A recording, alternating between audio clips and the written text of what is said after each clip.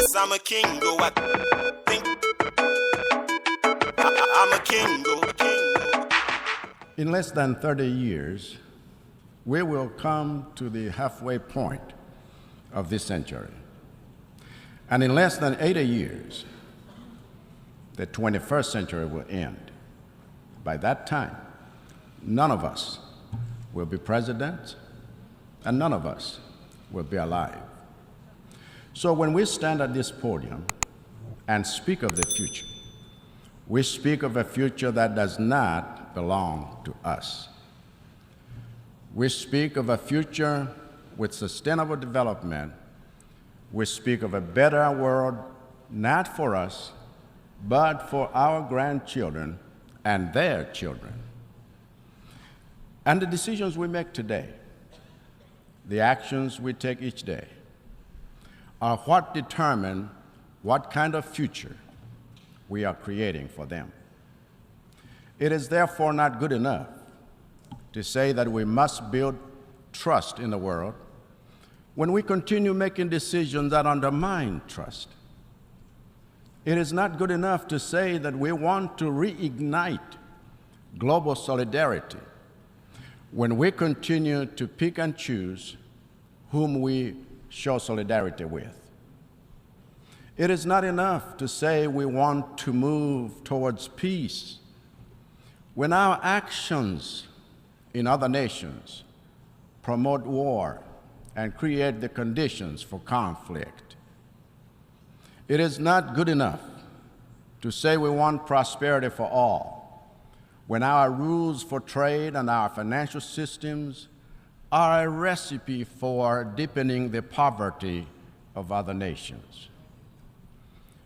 Without changing our decisions, our positions, and our actions, the future we speak of today and the sustainable development we dream of achieving by 2030 will remain a reality on paper. And when it comes to urgent action, we must focus our attention, our energies, and our resources on the areas where we are falling behind. We must prioritize those places in the world that are most at risk of not achieving sustainability in any of the 17 SDGs. In the case of Malawi, the most pressing priorities are plain to see. As a nation, we took the SDGs and aligned our national aspirations to reflect them. So even though we have our sights set on the Malawi 2063 vision, we also created an implementation plan for the first 10 years that coincides with the decade of action on SDGs in the context of Agenda 2030. And our focus has already started yielding fruit, because in the past few years we have stayed on track with our quest to end hunger in line with SDG 2, to safeguard the good health and well-being of our citizens in line with SDG 3, to improve quality of education in line with SDG 4, to leverage Malawi's abundant water resources for better sanitation in line with SDG 6, and to promote life below water in line with SDG 14. Now, while we celebrate the progress we have made on these goals, with 7 years to go before the end of the decade of action on SDGs, we are not satisfied with seeing progress on only 5 out of 17 goals. In fact, not only do we need support with making gains in the areas where we are seeing little, but we even need urgent support with safeguarding the gains we have made in the areas where we are doing well. In short, we need urgent support in building resilience to inoculate our economy against the adverse effects of shocks. In 12 months since the last time I stood here, Malawi has had the worst cholera outbreak in its history, killing more people than COVID.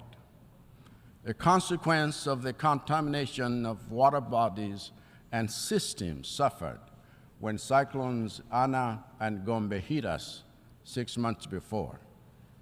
In that time, Malawi has also had a drought in its northern region, resulting in the loss of half of our maize and 80% of our rice in one of the most productive districts in our country. In that time, Malawi has also come under assault by the worst cyclone on record, as Freddie made landfall twice and left a trail of death and destruction like you can't believe, killing over 1,000, displacing over 500,000, and washing away homes, roads, and bridges, businesses, and fields of crops that are a source of livelihood for over 2 million people.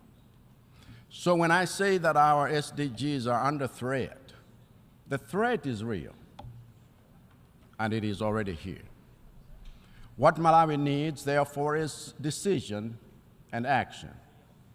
We need decision and action on the climate financing that has thus far been nothing more than a promissory note from the developed countries responsible for sourcing or resourcing our efforts for mitigation, adaptation, and most urgently, loss and damage. We need decision and action on debt. For like most least developed countries, Malawi is in distress because its debt is unsustainable. And so our call to action on behalf of all LDCs on this matter remains the same. Cancel the dates. Cancel the dates. Cancel the dates. As a family of nations, we have already lost 2 years of progress during the decade of action due to economic shutdowns effected to contain COVID-19. And if you want the global economy to regain that lost ground, you must cancel the debts. We have lost another 2 years of progress during this decade of action due to economic disruptions caused by the war in Eastern Europe. And if you want to see LDCs catch up on SDGs, you must cancel the debts. That's a decision you can make today, an action you can take that would breathe oxygen into the suffocating economies of the global South. That's a decision you can make today so that the money being drained by servicing debts can go towards rebuilding roads, schools, hospitals, businesses, and livelihoods. For Malawi's part, we are committed to continue implementing reforms and policies aimed at building economic resilience against shocks. We are committed to continue engaging the United Nations and our development partners, both multilaterally as well as bilaterally, in mobilizing international support that goes beyond disaster management and seeks to build sustainability.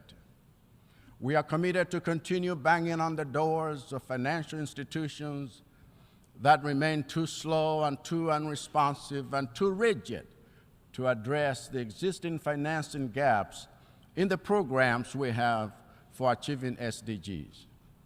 We are committed to the principle of the UN Charter and to a rules-based international system, so long as we have the power to change the rules that have worked against us and held us back in terms of our development for decades. This is why Malawi strongly advocates for radical reform in the United Nations Security Council itself, whose very structure undermines the values of democracy, inclusivity, accountability, and trust. It is no accident that at this 78th session of the United Nations General Assembly, focused on rebuilding trust and solidarity, only one head of state from the permanent members of the UN Security Council showed up.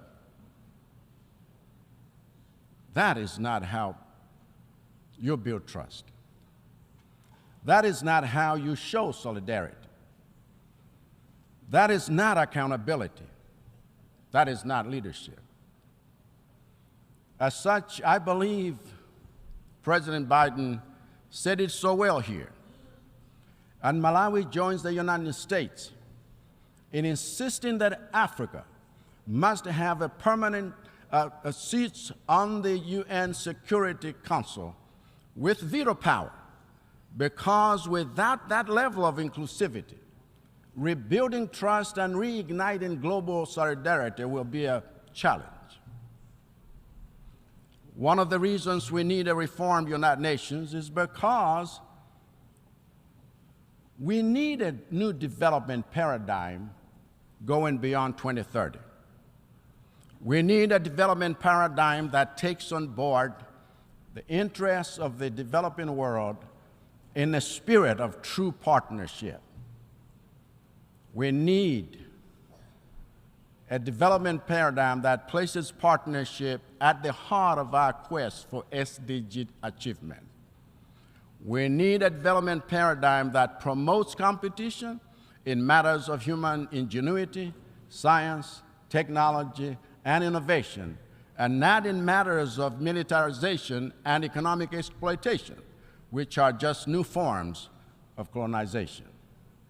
We need a new paradigm that celebrates and rewards the developed nations that fulfill their commitment to finance resilience projects in developing countries. We need a new paradigm that establishes effective carbon markets to empower developing nations like Malawi with resources necessary for achieving sustainability and implementing their national adaptation plans. We need a new paradigm that builds each continent's capacity to tackle future pandemics, including vaccine manufacturing capabilities and proactive pandemic preparedness. And most importantly, we need a new paradigm that unleashes the full potential of our youth and puts them in the driving seat of the vehicles we are using to reach our SDG targets. For the future we are chasing after is theirs and not ours. I thank you.